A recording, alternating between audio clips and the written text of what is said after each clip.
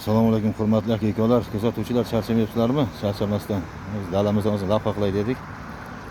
Xudosi ko'chat bostirish jarayoni. Endi xudosi boshlaymiz. 5 kunlarda xudo nasib qilsa koreyskilarimizdan boshlab bir chekkadan qanoplari ham o'zi mana ko'chat bostirgan sharoitga keldi, xudo xolasa. Qanoplar hammasi kelib qoldi o'sha chiroyli bo'lib. Endi xudo xolasa bostirishni boshlasa bo'ladi. Yana bir 3 kun yo 4 kun bor. Şimdi etrafından chiroyli bu natijasi yaxshi bo'ladi. Koreyski. Mana stakanlarimiz. Mana shu yangi kokos qilingan, shu kokosni 8 stakanga. Ko'chat o'zim uchun, sizxona uchun kerakli akalarga beramiz. Biletda 30 ming, 40 ming ko'chat chiqadi bu yerdan. Tabiiyamda 15 mingta ko'p qo'ydi, yana 15 mingtasi hovlida turibdi endi. Bugun olib kelamiz bularni. Kakpolojni bular yaxshilab chiroyli qilib, pashlarini to'g'rilab, shu esilarini, pash deyapman, esilarini to'g'rilab joyiga tushirib, chiroyli qilib, xudo xolasa mana kakoslar. Koreyskilarni bostiramiz. Keyin mana bu albionlarimiz. Albionlarni bostiramiz. Keyin orqasidan xudo xolasa albalar mana tanobot otish jarayonida. Ko'chatlar holati mana shunday chiroyli bo'lib turibdi. Albalarda ham o'rtasida yangi barglar yana kelib chiqibdi buni. Tanoplari. Hali bularni endi kutamiz. Hech bo'lmasa ikkitalik bo'lgancha kutsak, bittasi zirg'a bosib, bittada olamiz buni. Buni ham nima deydi? Kasetni o'tiraman, atelabini arosini keng qilganman, mana shu 70. Mana shu bog'liqdan borag'ich 70. Bitta kasetani chiroyli tushib beradi. Bitta tushmasa, o'rtasidan bo'lib 3 talik tushiramiz. Endi vaqt ko'rsatadi, xudo xolasa. Hali kleri, bular hammasini shunaqa bostirib olamiz. Tanoplari joyida.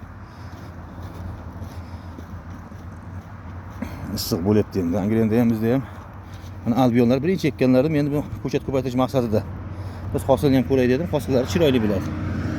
Hosil berib katta qilib. Bu 5. O'zim uchun ko'chat ko'paytirish qilganman. 1, 2, 3, 4, 5. Ko'chat uchun ekilgan jumlalar mana mo'ylovlar, tanoplari.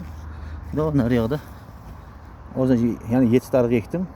Bu ham ko'chat ko'paytirish maqsadida opalarim hozir teshib chop qilib begona o'tlardan tozalayaptilar. Mana bu yerda hosil uchun olingan ko'chatlarimiz mana bugungi kunda holati chiroyli o'sib turibdi. Buni ham birinchi mo'ylov chiqaradi, baribir endi mo'ylovni chiqarib bitta mo'ylov mana shu mo'ylovi taniqli. Normal ko'chat hosil sharoitga kelgan paytda reski bitta chiqadi. Bitta chiqadimi, ikkitadan chiqqani farqi yo'q uni. Shartta kesib olib turib, uni pikropga qilamiz. Bitta bu ham ko'chat ko'paytirib olish maqsadida. Chunki bu hali mana hosil olinmagan, boshqa qilinmagan. Birinchi mo'ylovini olib turib ko'chatga tashib olsak, keyin qolganini hosilga tashib yuboramiz. Shundan ketdi. Keyin qolgan payt mo'ylov olinmaydi, faqat hosilga ishlatamiz. Bunda uzoqdan ahamiyat berganimizdan chiroyli yaltirab turibdi ko'chatlar. Ustidan baridan bergan oziqalari o'z vaqtida sochilib, mana yaltirab turishi. Begona o'tlardan tozalab, chiroyli qilib turibmiz. Maqsad bu maydonimiz faqat hosilga ekilgan endi. Bu boshida bir sidilg'a mana bularni uzib tashlasangiz uvol bo'ladi endi. Mo'ylovlar, tanoplar. Buncha bitta tanopni chiroyli chiqib qolib ektalgan bittalik.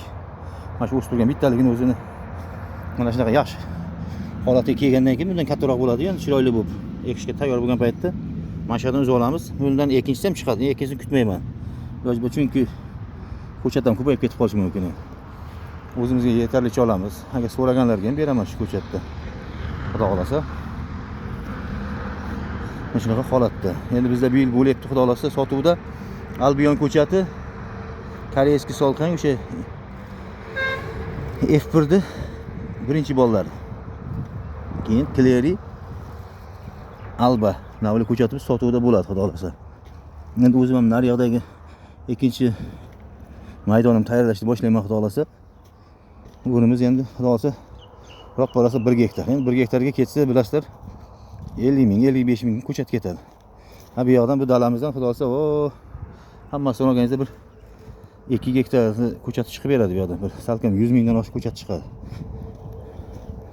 Qolganini shu 50 mingdan o'zim eksam, qolgan 50-60 mingtani yaxshi insonlarga sotamiz, endi beramizda ko'chatni kelishtirib narxlarini chiroyli qilib. Albion ko'chatlarimizni oladi. Birlikte qolib ketgan mevalar ham bor ekan bunda ham. Mana mevasi.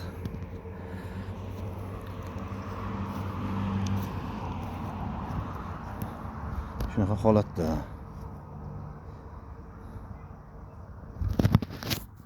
Endi dehqonmizda biz dehqonchilik kasbi o'zing bilasizlar. Mashaqqatli, halol mehnat, chiroyli, barakali kasb. Eplab joy-joyiga qo'yib, shart-sharoitlari bilan har bir mana ekkan o'simliklar, pomidor bo'ladimi, bolgarskimi, baqlajonmi, nima deydi, hammasini o'zini kerakli agrotexnikasini chiroyli qilib, maromida chiroyli qilsangiz, o'sha mehnat qilgan dehqonni ko'kka ko'taradi bu.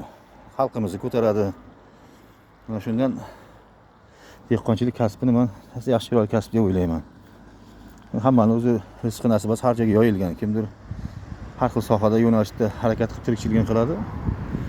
Bizda davlat ishi ham bor, bu davlat ishidan keyingi ikkinchi ishimiz Xudo xolasa. Shart-sharoit bilan qo'ldan kelgancha kichikroq maydon. Endi bu maydonimiz bilasizlar salkam yarim gektar. Mana ogroddan keyingi yer mashina o'tib ketyapti. Shuning orqasida yana 1 gektar toza tiniq joyi bor Xudo xolasa. 1 gektar atrofida 90 sotik 1 gektar. Ochiq maydoni, lekin 90 sotik bo'lsa kerak. Hali ertaga kirib o'lchab hisoblaymizda. O'sha albionlarimdan, keyin ana bu alba, klerilardan o'sha teng yarimiga albion eksak, hosilga teng yarimiga kleri bilan alba Xudo xolasa. Yilgi planda mana shu. Qolganini endi vaqt ko'rsatadi Xudo xolasa. Charchamanglar. Har bir dehqonni qilayotgan ishlariga Allohimiz baraka bersin, rivojini bersin.